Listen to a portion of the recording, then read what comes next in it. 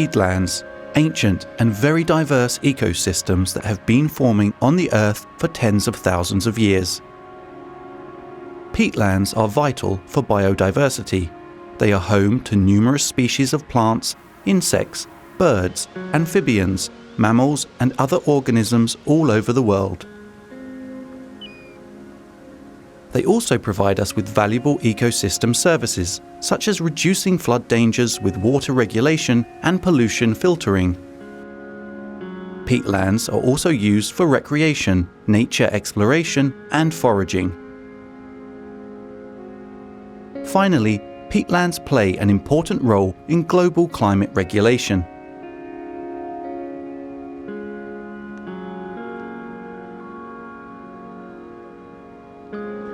Peatlands are remarkable ecosystems, so they store twice as much carbon as all forests on this planet. This is 600 gigatons of carbon, but 10%, roughly 10% globally of the peatlands have been drained and have been disturbed and have been losing their function to sequester carbon, but then also the carbon is released to the atmosphere again. So we face a situation nowadays where, especially in Europe and some other countries, especially Eastern Europe and also Southeast Asia, have enormous emissions from degraded peatlands. Humans have degraded many of the pristine peatlands through drainage and peat extraction. Their biodiversity and ecosystem services have been destroyed. Peatlands have been drained for forestry, excavated, turned to pastures and croplands. They have become a source of greenhouse gases like nitrous oxide or CO2 that are emitted because of the bacteria that decompose peat once the peat is exposed to oxygen. Another source of greenhouse gas emissions are peat fires, which are particularly devastating and intense in drained peatlands. Degraded peatlands cause approximately 25% of all CO2 emissions coming from land use and about 6% of all human-related greenhouse gas emissions that contribute to climate change. The aim of the global community is to reduce those emissions, and this is actually the idea of LIFE Peat Restore, and where we started to bring together international partners, because we think we need to reverse this development and need to restore each and every square centimeter of peatlands within the next decade.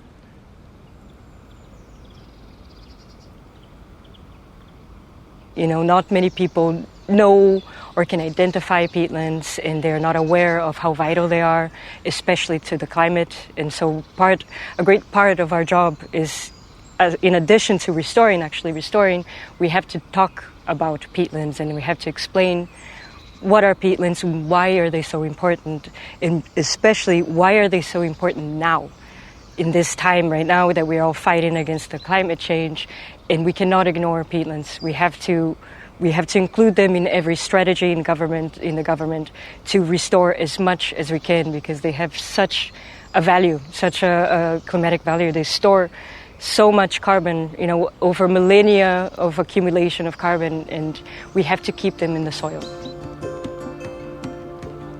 NABU, the Peat Restore project's lead partner from Germany, has brought together an international consortium of partners representing Estonia, Lithuania, Latvia, Poland and Germany. All partners are experienced in peatland restoration. However, the aim of this project was to bring the restoration activities to the next level, specifically addressing the issues of reducing carbon emissions through the restoration of degraded peatlands. Over the course of more than 5 years, 5 project partners in 11 project sites put their effort in restoring over 5,000 hectares of peatlands.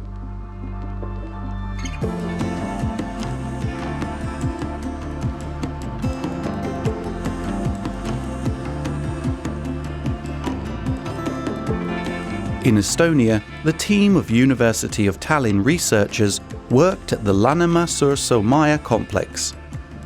The Maya used to have nearly 3,400 hectares of healthy, untouched fen, raised bog forest, swamp wood, and western taiga habitats.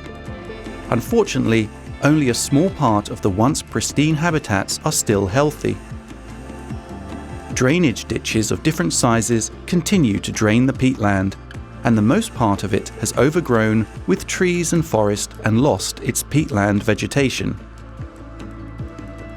In order to prevent those negative effects, complex restoration works need to be carried out. We have to know more thoroughly what kind of plant species are here, what kind of plant communities are here, what properties have the water has, and chemical properties, I mean. Also what type of peat is here.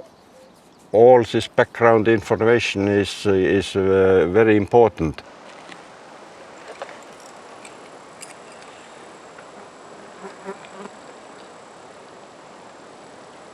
Where we monitoring vegetation, water levels and water chemistry. We also have greenhouse gases measurement plots, and once in month the greenhouse gases measured. Being able to estimate global warming potential of the sites through greenhouse gas emissions and the total carbon balance in degraded peatlands helps to set restoration priorities. It is useful to know which areas have the highest emissions and where the restoration activities should be focused from a climate perspective. To do that, researchers of Peat Restore project are using the so-called GEST method developed by Maya Research Group in Greifswald, Germany. GEST is basically a method that if we know that this kind of plants have certain greenhouse gas emissions, then if we know which plants are here, how much is the water table and peat conditions, then we can predict for the whole area without doing this kind of laborious measurements in here. In Latvia, a research team of the University of Latvia was carrying out project activities in 3 sites, including Madiešanu Bog in Augstruoza Nature Reserve. It is a vast labyrinth of ridges, pools, lakes, and wet depressions forming a beautiful mosaic. Unfortunately, the northern part of the bog has been drained with ditches to increase the area for forestry. To restore this area, the expert team applied their extensive experience in peatland research and restoration.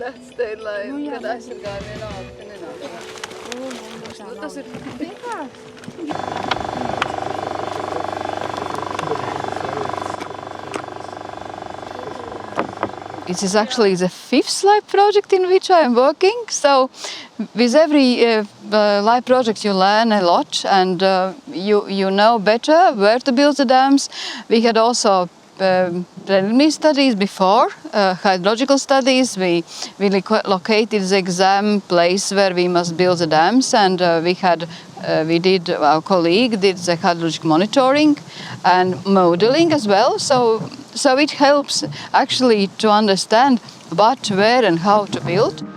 With the help of models and careful water level table monitoring, scientists have determined that they will be able to restore nearly 150 hectares of drainage-affected peatland. It will be done by placing peat dams in the right places on the ditches to stop the water runoff from the peatland. Peat is the best material in this case because peat dams do not decay, they block the water efficiently, and if properly built, do not have to be repaired.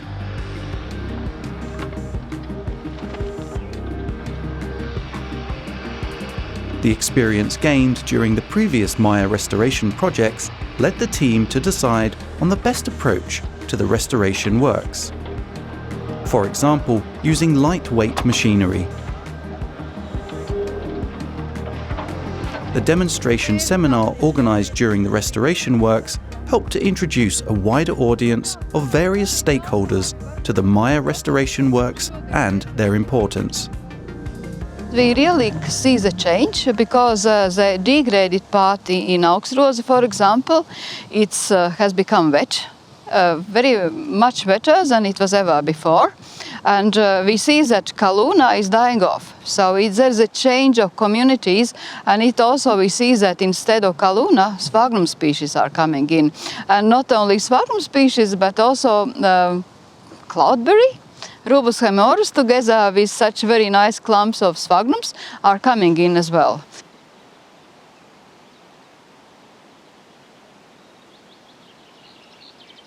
But what is the good thing that we have got back the peat formation, which means that also we have the carbon sequestration and water accumulation. These are the key processes in the peatland. It means that the dams were correctly built in a good quality so that you can observe results at once.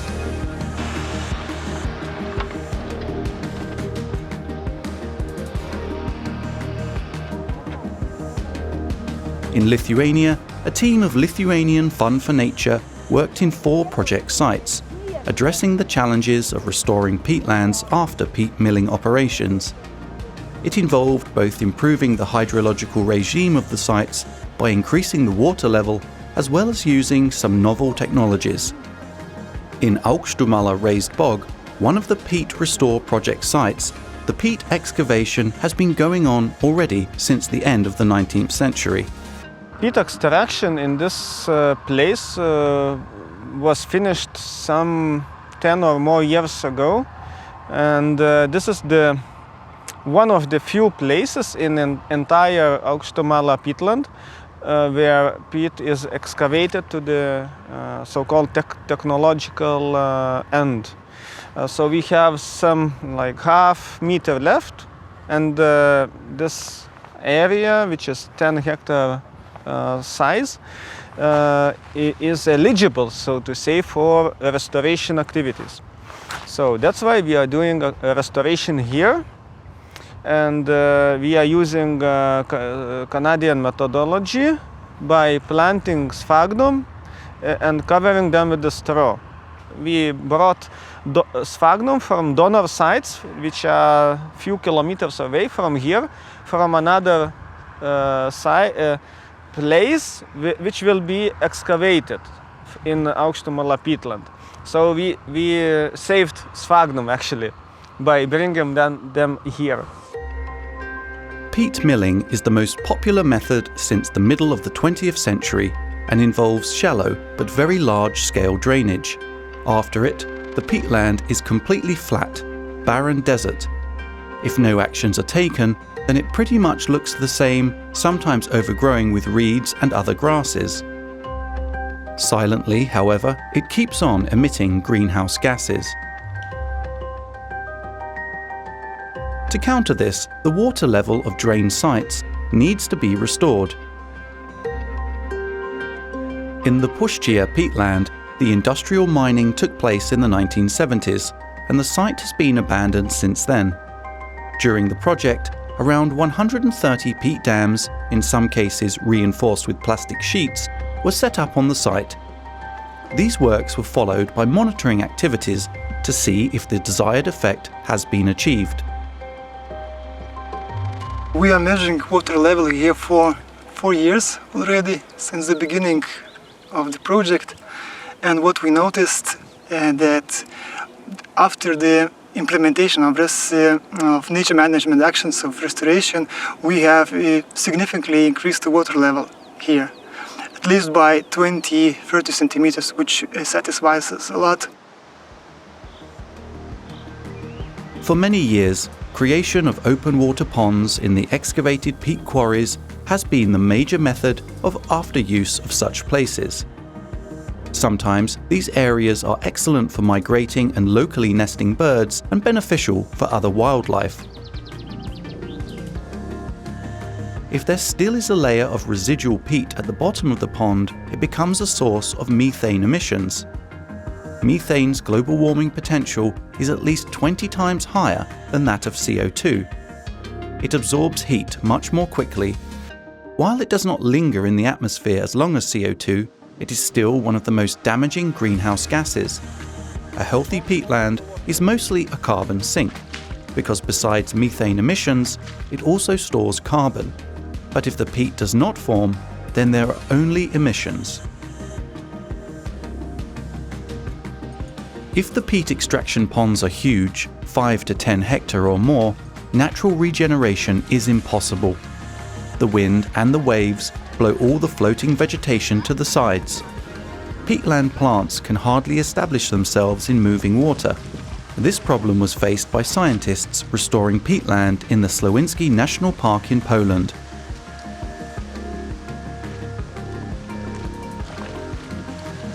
Polish researchers came up with the idea of reshaping the borders of these basins and also creating floating islands on the water surface that would eventually initiate the process of covering it with peat vegetation.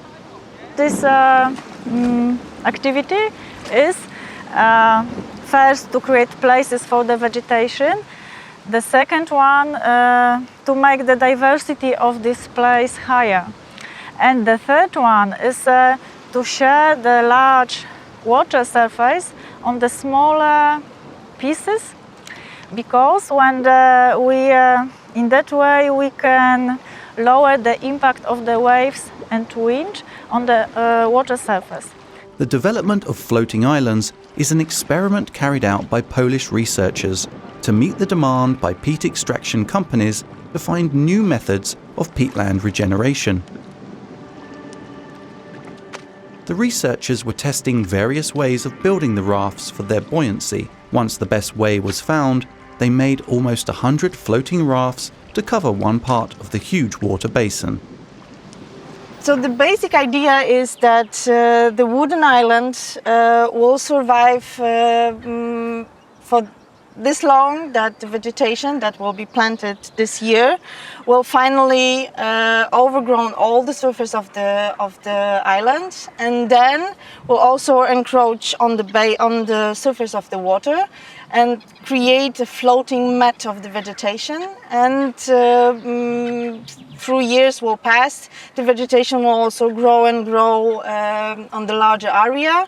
The vegetation will also grow the same way from the shore side, and hopefully we will see, or our children will see, then those two floating mats will meet one day, and then the whole area will be covered with this vegetation.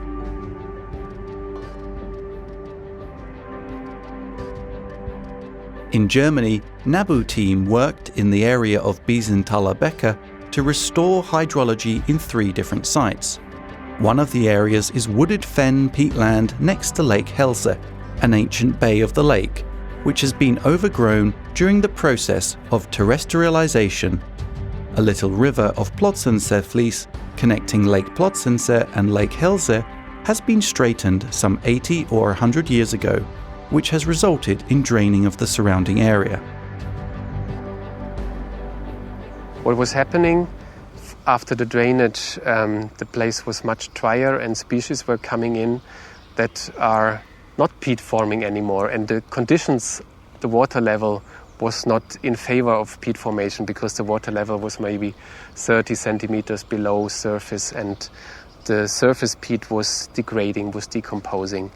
And now the goal is to have back such species that can live under the conditions with the water until here, that like this water level, and that can produce the peat finally. To restore the hydrology of the area, 5 dams were built on the course of 300 meters using clay, and in some places also wood as filling material. Especially in winter, this ditch is completely filled with having the same level as the soil surface here, and this is the goal for a peatland, to have the water at the soil surface. And we hope to keep as much water as long as possible in this peatland, and maybe it's starting again becoming a living peatland, becoming a mire, and producing new peat also. Another method of restoration was used at the river Frauenfließ to improve the hydrological regime of the surrounding peatland. Mineral soil and pieces of wood were used to fill in the riverbed and restructure it to make the river flow slower and to raise its water level. What I see already, that the water table rise. This is the first goal. This is what we want, to stop emission from drained peatlands. And what I expect to see is that also the vegetation will shift, that the vegetation will, after some years, adapt to the new water level, to a more natural water level for a peatland, and well, hopefully also becoming peat-forming vegetation again. And what will happen as soon as the water table rises, this decomposition of the peat will stop, or will diminish, or slow down, or decreased, and less emissions will take place from this re-wetted peatland. And ideally, in the future, if a peat-forming vegetation has the right conditions, it will become again peat-forming, which means it is climate positive, more carbon is stored in the peatland compared to what is emitted to the atmosphere.